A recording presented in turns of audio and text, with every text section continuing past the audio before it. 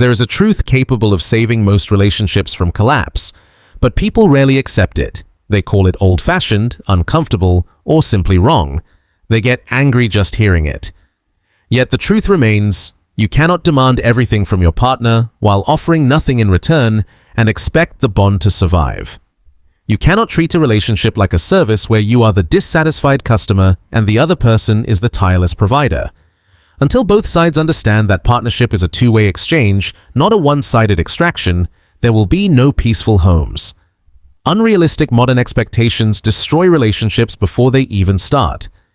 Today, people want someone who earns well, yet is always available. Someone emotionally open, but never vulnerable. Someone helpful in the home, yet unshakably strong. Someone romantic like a movie character, but practical like a financial advisor. What they need is a partner, but what they demand is a shapeshifter who exists solely to fulfill their fluctuating desires. A friend once told me how his spouse presented a list of demands to save their marriage. 23 points. Earn more. Be more present. Be more spontaneous. Spend more hours with the kids. Get in top physical shape. When he gently asked what she planned to work on, she shrugged and said, "I'm here. Isn't that enough?" That is the modern pattern. Presence becomes the entire contribution. Everything else becomes the other person's responsibility. People consume endless content about high-value partners, about deserving the best, about never settling. They see polished, curated couples online, perfect, filtered fantasies, and then look at their tired, real-life partner, an actual human being with flaws, and feel betrayed. Comparison erases gratitude. It kills affection. It blinds people to reality.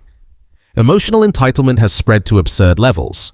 Many believe their feelings are their partner's job to manage. Sad, the partner must fix it. Insecure, they must reassure endlessly. But the moment the other person is overwhelmed or drained, suddenly that is their issue, something they must deal with alone. Emotional labor begins to flow in one direction and never returns. I know a man whose partner insisted on 2 hours of emotional check-ins every day, 2 hours of her fears, stresses, and thoughts. But the moment he shared his work pressure, she said he was dumping negativity on her and needed therapy. She wanted limitless support without offering any in return. That is not partnership. That is depletion. The lack of reciprocity is what actually breaks relationships. Bonds are built on exchange, time for time, care for care, presence for presence. But many have internalized the idea that they deserve affection, attention, and devotion simply because they exist. Meanwhile, the other person must constantly prove their worth through effort, performance, and perfection. The silent poison behind most breakups is superiority. One partner begins to believe they are always right, morally flawless, incapable of contributing to problems. Any conflict becomes the other person's fault. Every argument becomes proof of the other person's inadequacy. This isn't a relationship. It becomes a correctional facility where one person is the instructor and the other the perpetual student. I once met a couple where one partner genuinely could not name a single flaw of their own. Not one. When asked what they might have contributed to issues, they offered lines like, "I just care too much," or "I give too much." Those aren't weaknesses, they're disguised compliments. A person who cannot admit fault guarantees the continuity of conflict. Pressure builds, cracks deepen, collapse becomes inevitable. People rarely leave because of one big event. Breakdowns happen because of thousands of small cuts, daily dismissals, constant criticism, lack of appreciation, emotional neglect, and a long list of demands that never seems to shrink. One day, something inside them just shuts off. They stop trying, not out of anger, but exhaustion. Trying never made a difference. Effort was never enough. Gratitude never came. And in that silence, the relationship ends long before either person notices. The false victim narrative has become the standard. I do everything for this family. Seriously? And who pays the mortgage? Who services the cars? Who handles investments and security? Oh, that's different. That's just money. But when she starts the washing machine, it's heroic self-sacrifice. This selective accounting where her contribution is calculated at double the rate, and his contribution is zeroed out is simply exhausting. The wife of one client wrote posts on social media about how hard it is to be a married single mother while he worked 70 hours a week to pay for the house, cars, private school, her yoga membership, and the nanny. But of course, she is the victim because he missed a school play. The victim narrative requires the complete erasure of his merits. Control disguised as care is manipulation. I just want you to become the best version of yourself. Translation: I want to remake you. Many women enter relationships with a plan to change the man. Not to support, not to grow together, but to rebuild him like an old house bought for demolition. And then they are shocked when he starts resisting being treated like a renovation project. The need for self-reflection is completely absent. Before blaming him for every problem, maybe it's worth looking in the mirror. Is it pleasant to come home to you? Do you express gratitude? Do you contribute equally? Do you create peace or chaos? But self-reflection requires admitting imperfection, and that threatens the narrative of one's own superiority. The hyperdiagnosis of abuse has devalued real suffering.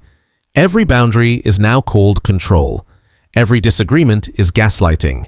Every expectation is emotional violence.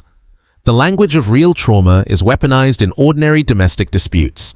When everything around is called abuse, the very concept of abuse loses its meaning, and real victims get lost in this noise. I have seen women call their husbands abusers for asking for a financial contribution to the budget, for asking to limit contact with an ex, for expecting help around the house, or for wanting intimacy more than once a month. This is not violence. These are normal negotiations in a relationship. But the victim stance is too convenient to give up. The erosion of empathy works both ways. When someone constantly criticizes you, demands from you, and ignores your needs, you stop caring about their needs. Empathy requires reciprocity. If it flows only one way, the riverbed dries up. This is exactly how spouses become two strangers splitting utility bills. The importance of simple gestures is completely overlooked. A dinner prepared with care, a sincere thank you, physical affection, peace when we come home. These simple things mean everything. But modern women are taught that this is maid behavior or humiliation. Therefore, men receive nothing, even though everything is expected of them. A client almost cried telling me that his wife cooked his favorite dish after months of tension. One simple gesture of care touched him more than any grand romantic act.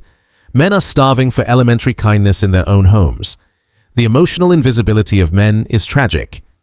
Men also experience depression, anxiety, fear, doubt, and exhaustion.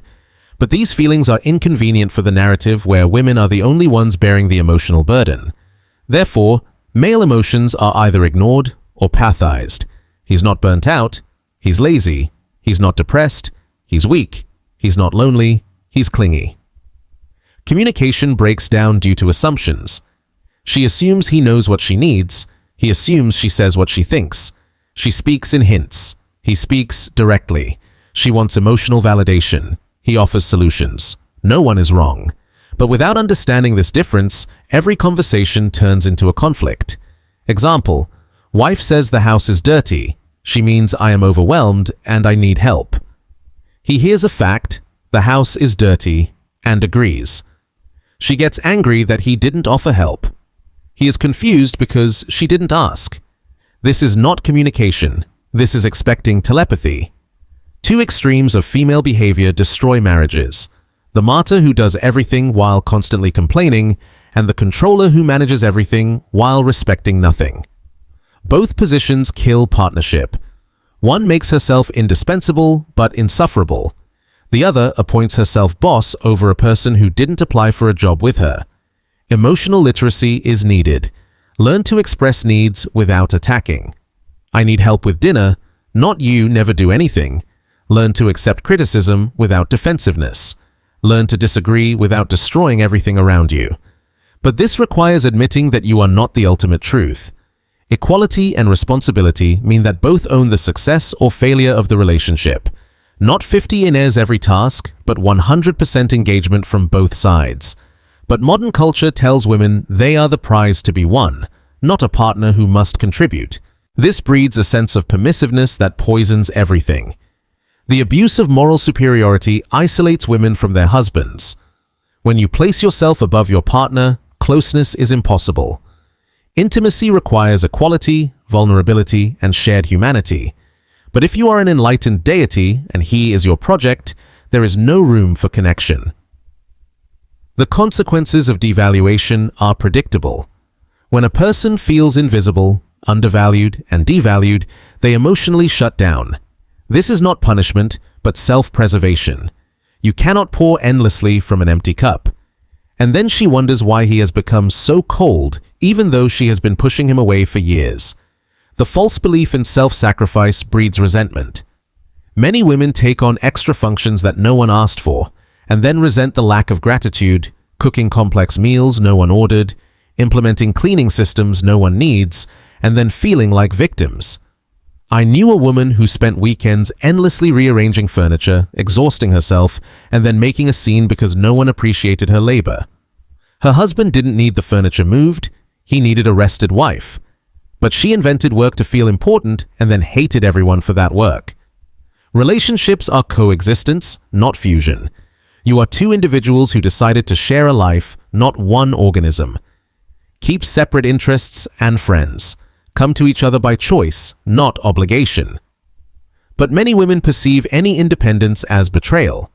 Fathers are pushed out of parenting when mothers position themselves as the primary parent. The phrase "father knows best" has been replaced by "mom knows everything," and children suffer for it. Children need the influence of both parents. But many women usurp parenting while simultaneously complaining that they carry everything on their shoulders. A client's wife undermined every decision he made. He set a bedtime, she changed it. He punished, she cancelled it. And then she complained that he wasn't involved. He stopped trying because trying meant a scandal, and the kids saw their father constantly treated like he was nothing. Emotional regulation in conflict decides everything. Decisions made in anger cause irreparable damage. Words said to hurt cannot be taken back. Learn to pause, breathe, think before answering. But this requires admitting that in the moment you might be wrong, and that hits the ego. We must accept the reality of human imperfection. Everyone comes with baggage, trauma, and flaws. Expecting a perfect partner while being imperfect is delusion, but social media sells perfect relationships, so reality is always disappointing. Choosing reality over fantasy is maturity. True love is not finding an ideal. It is choosing a person whose flaws you can live with. The thirst for recognition is universal. Everyone wants to be valued. When one person monopolizes recognition, denying it to the partner, resentment grows. Marriage requires celebrating each other's victories, not a competition of who suffers more. The danger of the "I'm better than him" mindset is isolation.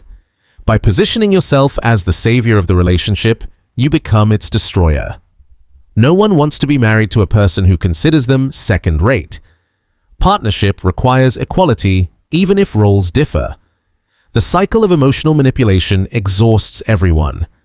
Using tears to win an argument, anger for control, silence for punishment. This is not communication, it is war, and in war there are casualties. Usually the casualty is the marriage itself. One woman admitted she cried in arguments not because she was hurt, but because it worked. Her husband surrendered. When tears stopped working, she moved to threats. When threats stopped working to divorce, she destroyed the family instead of learning to speak directly. Therapeutic responsibility lies with the individual. Your traumas are your task. Your patterns are your responsibility. Expecting a partner to heal you while you remain the same is negligence in relationships. The reality of men's emotional fatigue is ignored. Men also burn out, run empty. But acknowledging this requires acknowledging they have emotional needs, which breaks the stereotype. The distortion by pop psychology has spawned mass paranoia. Every TikTok video makes women diagnose their husbands with disorders and themselves with trauma. Real therapy has been replaced by confirmation bias. The man is always a problem to be solved, not a partner to be understood. Mutual compassion creates true intimacy. When both partners acknowledge each other's humanity and vulnerability, magic happens. But for this, one must abandon the hero and victim fairy tale in favor of the complex reality of two imperfect people. Awareness of emotional cycles prevents fatal decisions. Anger passes, resentment subsides. Making life-changing decisions at the peak of emotions is a guarantee of regrets. Accountability changes everything. Instead of what is wrong with him, ask what is my contribution to this problem. Instead of why doesn't he understand, ask how am I explaining? This is not self-flagellation, but self-awareness. Practical communication skills solve 80% of problems. Before arguing, clarify. Did I understand correctly that you meant? This simple phrase saves families, but it requires humility to admit that you could have misunderstood. Clarity of language prevents chaos. Say what you think. Don't hint. Don't wait for mind-read aiding. But for this one must abandon the testing mentality where vagueness is used as a test of his love. Accepting the complexity of a human means accepting contradictions. Your partner will sometimes be generous and sometimes selfish, sometimes loving, sometimes distant. Expecting consistency from another while being inconsistent yourself is hypocrisy. Love is a conscious choice. It is not just a feeling, it is an action. Choosing this person every day despite their downsides. Choosing to stay when leaving is easier, but choice requires effort, and infantilism waits for an easy reward. The principle of partnership seems simple but is rarely practiced. Equal does not mean identical. It means equally valuable. Different roles but the same respect. Different contribution but the same gratitude. But this threatens the narrative that one gender contributes more. Criticism of romantic euphoria reveals immaturity. Believing that love must always be passion and butterflies is a teenage fantasy. Adult love is quieter, more reliable, deeper. It is the choice to be there in boredom and hardship. But this is not Instagrammable, so it is devalued. Rethinking roles requires balance. Strength is not domination, but mutual support. Both are strong in different ways. Simplicity is wisdom. Most marriage problems are not complex. Show gratitude. Be kind. Speak directly. Take responsibility. These are simple actions that are hard to execute when ego gets in the way.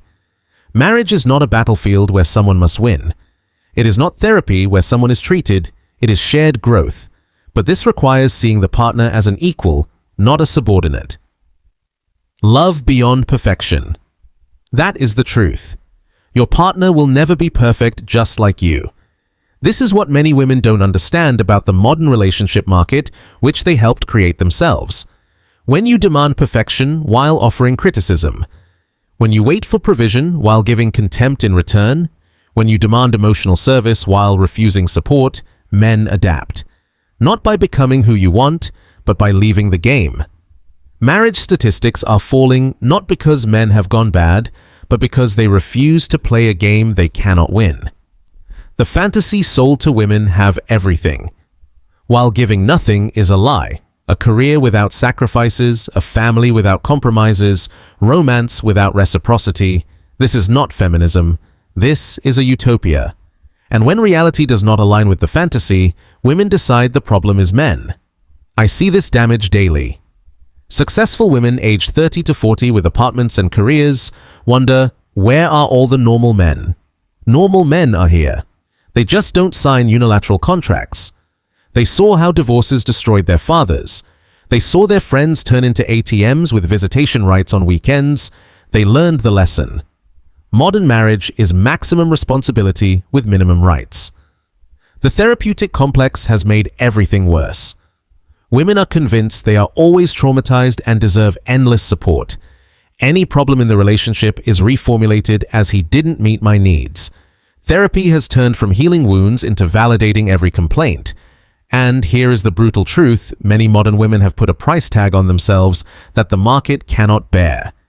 They want a man who earns more and achieves more, but demand he work less and be home. It's like demanding a Ferrari for the price of a Toyota and then wondering why the car dealership is empty. The trap of comparison has destroyed realistic expectations. Women see the highlights of others' lives and think this is the norm. They don't see the fights, the routine, and the boredom. They see photos from the molds and feel deprived looking at their husband with the TV remote. The devaluation of male contribution has become systemic. Build a career and provide for the family. That's the baseline. He has to do that anyway. Fix the house obligated, provide safety. It goes without saying. But her emotional labor is a revolution, and her household chores are a feat. The books are cooked, and men know it. Especially cruel is the dynamic of moving goalposts. He met one standard. She invented a new one. Earned money now needs to be home. Started being home. Needs to be more ambitious. Became romantic. You're trying too hard. Gave space. You're cold. The game is unwinnable by design.